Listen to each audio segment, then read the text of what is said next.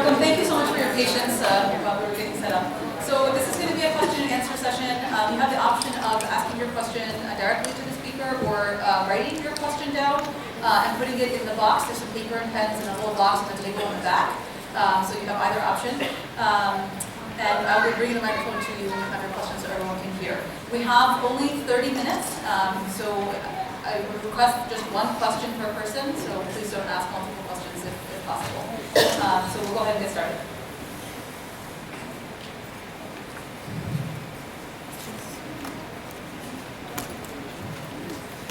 Assalamu alaikum. So being a Muslim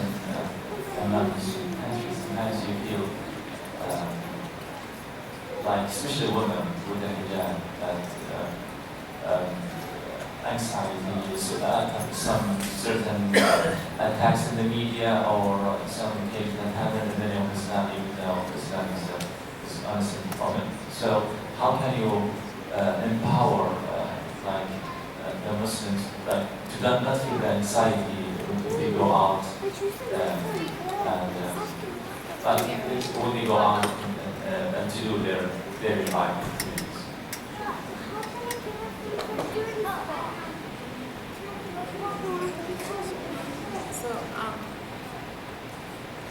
So I'm going to actually repeat your question just so that everybody also hears it. And if I understood you correctly, you were saying how we can perhaps empower specifically women who are practicing Muslims, and when they go into the community, they are harassed or they have been perhaps mistreated or discriminated against, so they feel really stressed or they feel bad, how we can help them. Was that your question? Exactly. This is not necessarily they got harassed. Sometimes they think that people look at them because such and such. Oh, I see. And I see what you're saying. And they feel now that anxiety is increasing, even though they think that they're normal, but after these attacks in the media, they start to feel that they're not welcome anymore, and people start to look at them because how they wear, how they look. I understand. So you're saying that they may, because of the current atmosphere or political atmosphere now in the US, that they may think that if people are looking at them, they're looking at them because they're wearing the hijab and they're looking Muslim, and they're sort of getting anxious or upset about that. Is that am I accurate? Mr. Noha, do you want to respond to that? In general, I don't wear the hijab, just for the respect of the prayer room. I wear the hijab, so I don't get that kind of an experience. So I thought maybe Mr. Noha can help. It's such an honor to be with my teacher. Dr. Sayyedi taught me in my master's program, so I'm really, kind of feeling icky here. Just talking, which is sitting next to me. Okay, so the number one thing I think we need to do when our women talk about the anxiety they feel is to actually validate it. Because if they are feeling it, it's true. It's tough. I mean, it is anxiety provoking, honestly. Okay. So let me speak from my own experience. I remember after 9/11, I was really scared. Honestly, I was very scared. And I remember the day 9/11 happened. I stayed home. The school closed. I was working at 100% school. I stayed home, so I didn't go, and then we had to go back to work.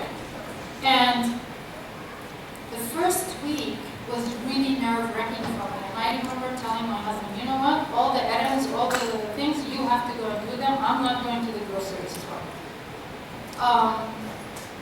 But when did I overcome my anxiety? I overcame my anxiety when I started meeting people, non-Muslims, who were nice and friendly, who came up to me. I'll tell you about my neighbor. So I had moved to a new house in Irvine just before 9/11 happened. So basically I was living in a new neighborhood where the neighbors did not know me. Okay? And then 9/11 happened, and if you remember at that time in the media, they started talking about neighbors and neighbors calling on each other. There was really climate of fear going on. And I'm thinking, okay, I don't know what these neighbors are thinking of us. Me with my hijab, I'm sure I look weird to them, and so on. Anyway, 2 days after 9/11, I got this beautiful card from one of my neighbors whom I didn't know. She never met me. But what does she say in the card? She says, just wanted to introduce myself. My name is, da-da-da. I live at this address, and I know that these are hard times for you. And I want you to know that I will be there for you, supporting you. If you need me to go and run errands for you, if you need me for anything, just let me know. So what I'm trying to say is, the only way I could overcome my anxiety is when I recognized that the anxiety had no place in reality. Why? Because most people actually treated us nicely, and they still treat us nicely until today. I know the media is emphasizing all the negative incidents, but how about the 99% or even more, 99.9%, okay, positive incidents or even neutral incidents? I am not denying that Islamophobia is happening. It's happening, but let's contain it. Let's, let's not exacerbate the problem or magnify it. So, what am I saying? Validate their feelings, okay? Don't dismiss them. Don't say, oh, you're stupid, why are you thinking this way? Oh, you shouldn't feel this way. If someone is feeling anxious, that's weak. And then ask about what would help you. What would help you overcome, this anxiety? Another thing, at a community level, I think we need to be more supportive, like, have groups maybe, so we can actually talk, and then we can actually know that we're not alone. We're all in the same boat. The last thing I'm gonna say about this particular issue, because especially after the sunburn and attacks, and it happened also after 9/11, but I'm sensing nowadays we're having more and more of our young sisters taking off their hijab. So please, let's not judge them. Okay, especially for the brothers, please. Okay, I'm talking to you brothers, because the sisters, I think we are more forgiving. But the brothers, they go sometimes like, why are you taking off the hijab? You shouldn't do that. Okay, you're not the one who's walking in the streets with the hijab. Okay, we are. So if a woman decides that this is what she wants to do, please, no judgment. And ask about how you want to help and support her. And I hope this answered your question. Yes? We're going to take one question from the audience, one question from written questions. So we'll go back and forth. Go ahead, brother, and then we'll do a question from the box. Assalamu alaikum. And my question is, I think is appropriate for Sister Noha. For parenting, we have 2 young children. But I want to follow up on your part of your speech about 3 or 4 types of parenting.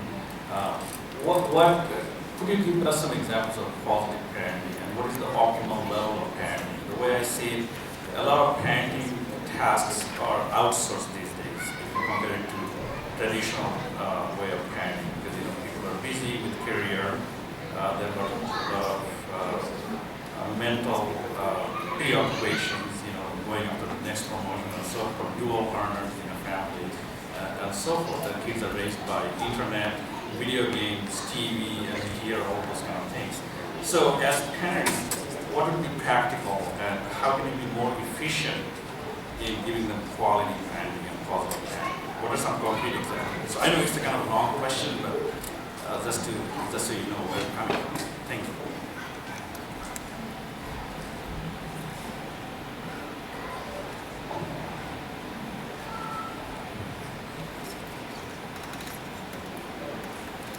Okay, as you said, it's a multi-layered question. Okay. So basically what I heard from you is to give you an example of the positive parenting and what is optimal parenting, especially nowadays where a lot of families are dual learners and the parents are preoccupied by providing. And also our lifestyles are so technologically based right now that is maybe taking over our life. That's what I get from you, right? Okay. So I'm just going to give you one quick example of what is a positive parenting versus, something else. So, positive parenting would be if you have a problem with your child, you actually sit down and this is for verbal children, okay? Older verbal children. You sit down with them, you discuss the issue, you voice your concern about the issue and hear what they have to say, and you both work together to find a solution. That's a positive parenting. A authoritarian parenting in this particular situation would be something like, okay, your son had an F in his report card, so he comes home and you're like, okay, you're grounded for a month. You see what I'm saying? So authoritarians, they go into punishment and control without actually really assessing the situation, hearing from the child, looking for solutions. Do you see the difference between the two? A permissive parent in this particular situation would do the following. He or she would say something like, oh, Habibi, why do you have an F in your mouth? What's going on? I love you. You know that. I love you so much. I know you can do it. So what's going on? And then the son or the daughter goes back, oh, mom, it's just one test, no big deal. Okay, Habibi, okay. That's a permissive parent. Okay? So you don't want to do this, you don't want to do that. You actually want to solve the problem. You want to be engaged. So the positive parenting, I am inviting all of you to engage her. Actually involves a lot of effort. It actually involves a lot of time commitment on your part. It actually means that you're going to prioritize the time spent with the children and the family over other things in life, including also how much time you're busy earning money. I'll tell you why, because if you don't put that time early on, you're going to end up with major problems, and you're going to end up spending the time even later on, but with dire consequences. So I really want to shake up our community. You have to put time into your parenting and into your families. You have to. You do not get children who are connected to you out of vacuum. No. You have to put that time. And no nannies, no babysitters, nothing can replace you as parents. You both have to work, okay, work, but make it in a way so that you are actually spending as much time as you can. Both alternate your work schedule. I mean, I know families where, one works at night, one works during the day, so that, they are with the children. Maybe, some of you are sitting there and listening to me and they're going like, this sister Noha is just really being unreasonable here. She's not real. This is not life. And all I'm inviting you is to start thinking about prioritizing that, and you will find solutions. And you will find ways. Because I see the problems in my office. And the problems happen later on, not early on. Early on it's easy. When the children are young, most probably, think you're having some challenges in behavior, but the real problems, they happen later on. So, there are resources out there. For example, actually, there is a full parenting class online on Gumroad that we recorded in Garden Grove. So if anyone is interested in learning about parenting, you can actually download. You have to buy it, of course. It's not free. You have to buy it, and you can watch it. So you have unlimited access to it. Okay, and there are so many practical tips in that parenting class that I do believe that it will be, inshallah, helpful. I hope I answered your question. Thank you. Yes, I did. Please make your children a priority. They are not going to stay with you for long.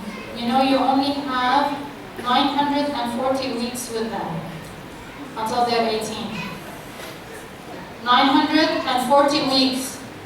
When they're 18, they're going to leave the house. Most probably. What about this?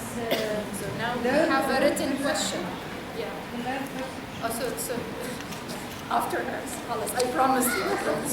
Sorry, I think we need to go to a written one. This one says, how How do you equip a family member dealing with someone who has a personality disorder to help that affected member and help themselves through the frustrations? This is actually a very difficult question. It takes a great deal of time to answer it, but the best I can do right now is this.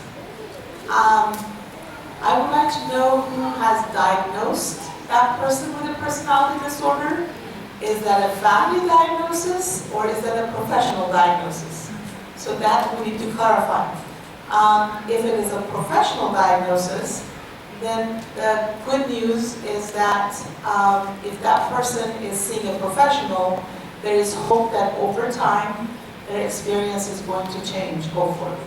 But you need to think about it this way. All families are systems, and all systems work in the process of action-reaction. There is no such thing as one person being the only person who is the problem.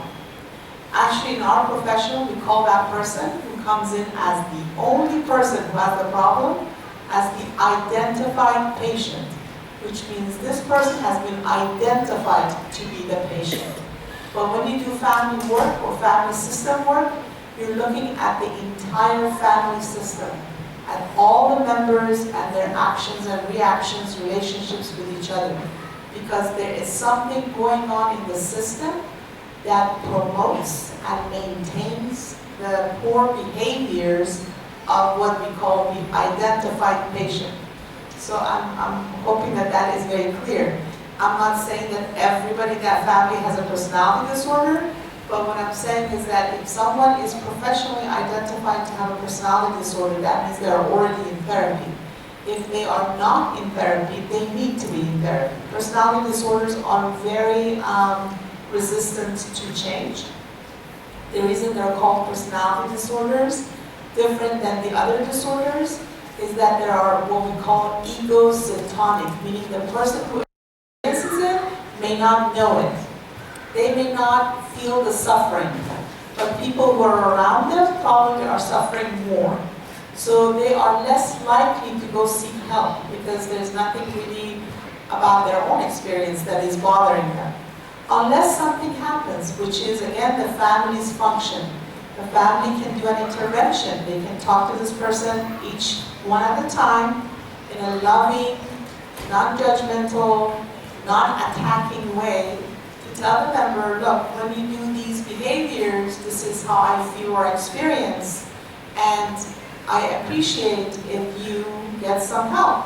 If all the family members have that conversation and also be open to hear from the other person as to what it is that they do that is not helpful to that family member, then there is a conversation, there's a dialogue, and the dialogue would allow everyone to sort of, in a way, share their experiences and see where they can help each other out. That is why people actually go to therapy, go to family therapy, or perhaps find someone in their own family who they trust and is wise and can actually manage a conversation without people start calling each other names or pointing finger or yelling at each other. That needs that kind of a context or environment so that people can actually share their thoughts and feelings and see what they can do or accomplish. So hopefully you can encourage that person to seek help. But if you have diagnosed them with personality disorder, I suggest you do not say that to the person, because if you're not a professional, you might actually be wrong. And this may actually, in a way, create more problem than helping the family. So I hope I've answered that. There are a lot of written questions. Okay, so before, can I answer the question? So Sahar, after the first presentation, she asked about, remember when I talked to you about the vulnerability stress model for mental illness? We talked about vulnerability, epigenetic factors, psychological and learned perception, and low social support. And so she asked, what does low learned perception is? Okay, so let me give you an example of learned perception. Okay, so you have a 2-year-old. Okay, he, for example, dumped milk on the floor. Okay? The mother looks at the 2-year-old and tells him or her, "You're so stupid, you're so clumsy, how could you do this?" Okay? So this was a mistake, and this was the maternal reaction to the spilling of milk. If this continues, every single time the child makes a mistake, the reaction the child is going to get from the parent is, "You're so stupid, you don't get anything right." One of the possible ideas that this child can get about himself or herself, that I am not good. Okay? That's a learned perception. Learned perception is dependent on a recurrent incidence, okay, that is validating a specific theme for the child. Can we predict? It could be positive, exactly. So because we're talking about the vulnerability issue here, right? So one of the major negative learned perceptions for depression specifically has to do with self-worth. Okay, so I'm not good enough, I am a mistake, I never do anything wrong, and this usually happens, in the early years because it depends on the mistakes that are happening and how does the parent respond. Let me, for example, not in a vulnerability model, give you a positive example of learned perception. So that would be the same child, okay, spilling milk on the floor, and then the mother, and you were talking about what's a positive discipline, parenting. The mother brings a rag to the child and says, "You spilled the milk on the floor, okay? You are responsible to clean it." You see, those are important messages. So you spilled it. There's no shame. I'm not shaming the child and saying, "You're stupid. How could you do this?" But what am I saying? You made a mistake.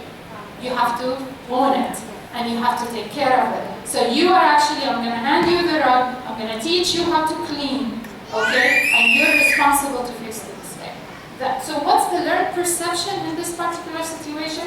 Okay, I spilled milk and I am wiping it. What do you think the child, if this is happening, okay, over and over again, what do you think the child is learning? Responsibility, and what else? Someone said? What? Self-esteem, that I am capable. And facing his own mistakes.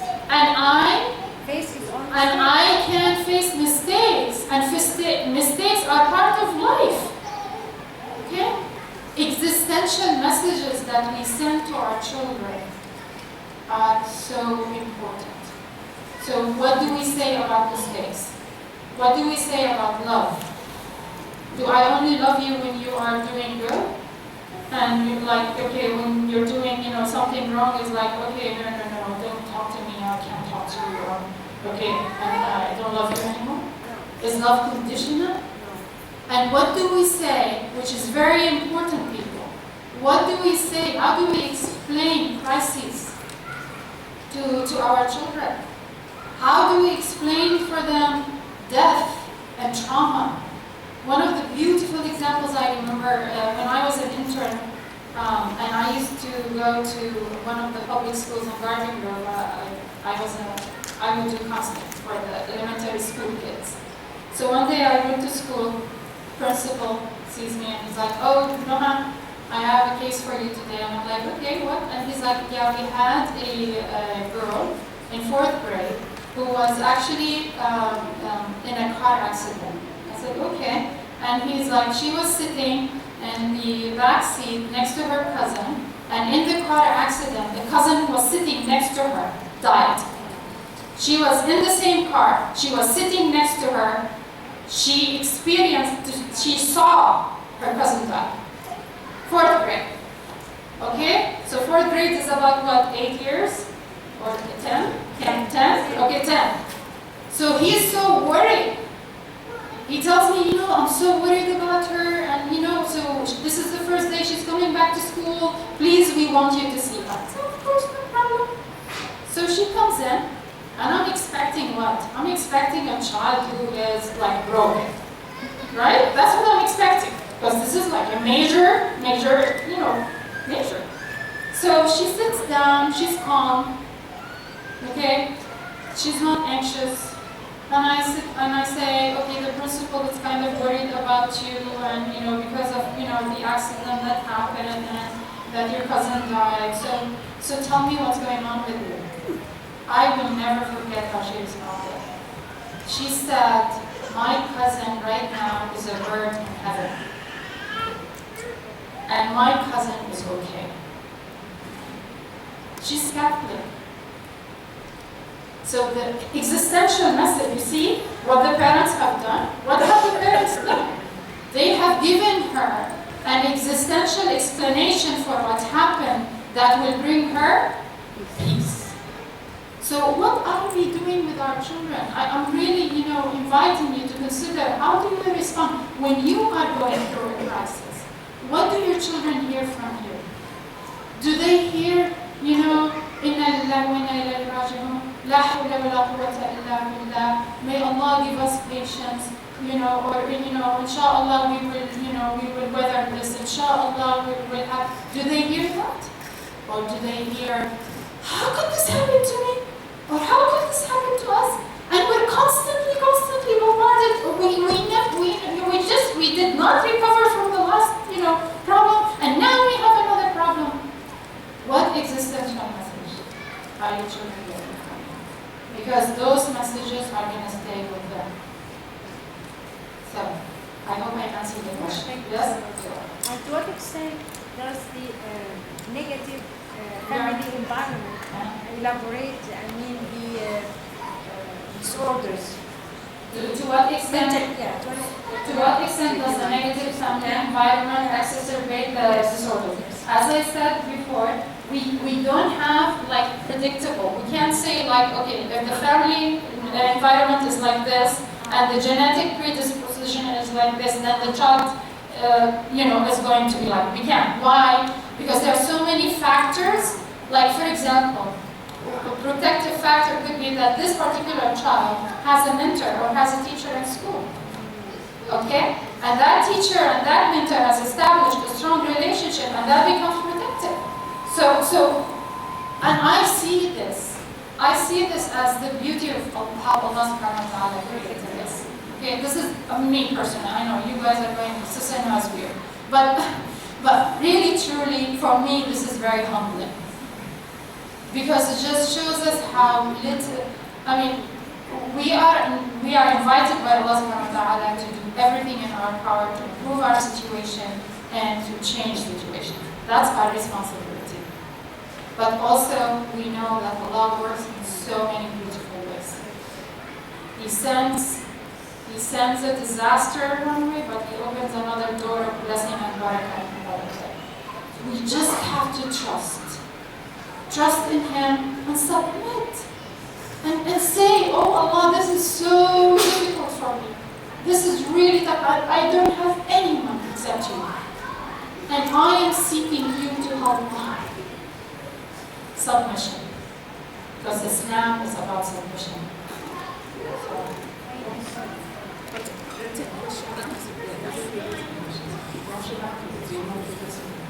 Okay, I actually organized the questions.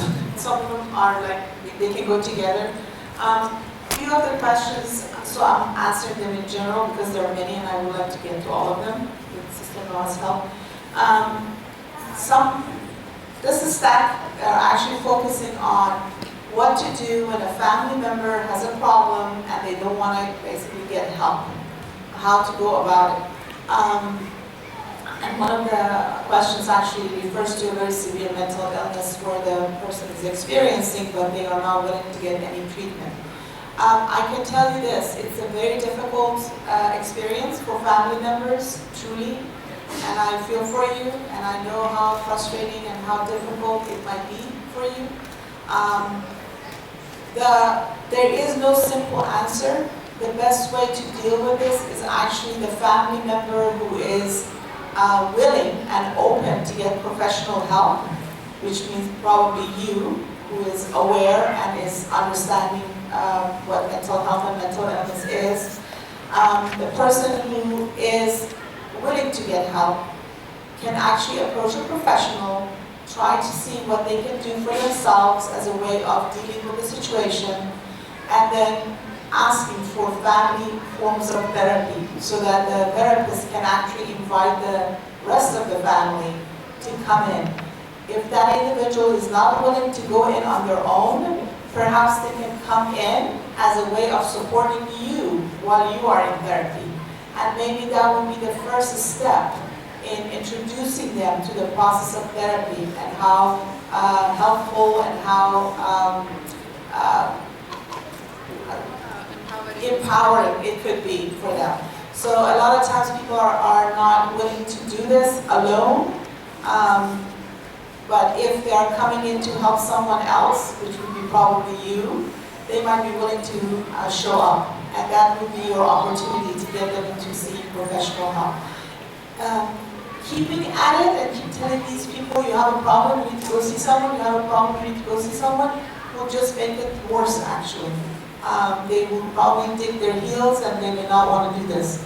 But opening up a conversation, a dialogue, and beginning to sort of share perhaps your own experiences and you getting help will be more encouraging for that person. So that is that step of push. So if you need more details, I'll be here after this event.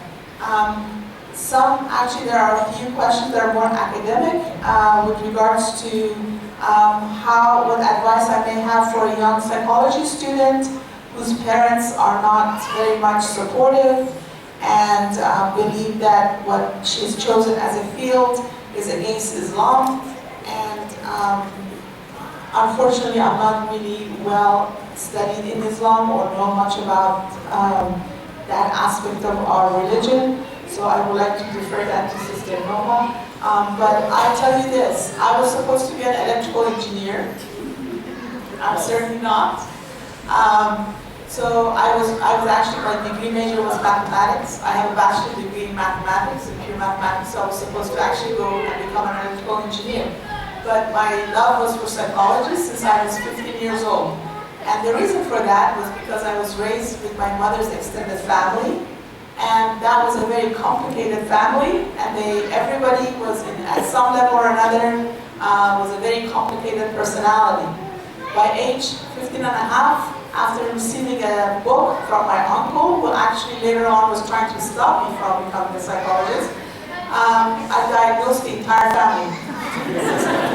And miraculously, my book got lost. To this day, I'm 54 years old, my mother still denies that she touched my book. She goes, I don't know what happened to the 700-page book. So, anyways, in other words, if this is your love and your passion, you will pursue it regardless of what your family says or what they want. You may have to take a kind of a detour, because that's what I did. I double majored actually. I got both psych and math at the same time because I had to satisfy them as well. So you may have to put a lot more effort and more energy into it, but if that's your passion, you will eventually get there, inshallah.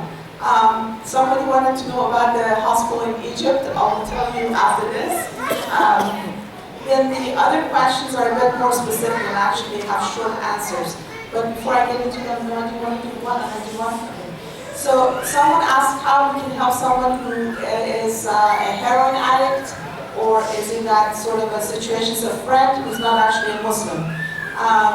What are the best steps to take to support him in recovery?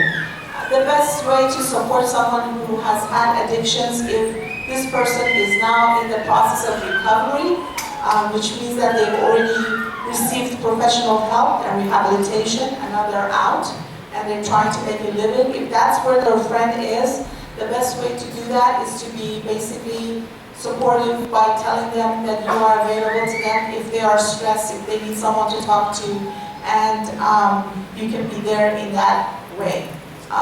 You do not want to judge them, you do not want to be the person who tell them do or don't, because that's not your role or job, you're a friend. The best you can do is to be there for them and be supportive. If the person has not received help and doesn't want to get help, then that's a very complicated situation. Again, you need professional sort of assistance there. But if they are in the process, just stay with them and support them as they're going through this very difficult process. Addictions and getting over them are not easy. Believe me, it's very difficult. And again, if you need more, we will be here to support. Yeah, so unfortunately we're out of time, so sorry, but I have good news.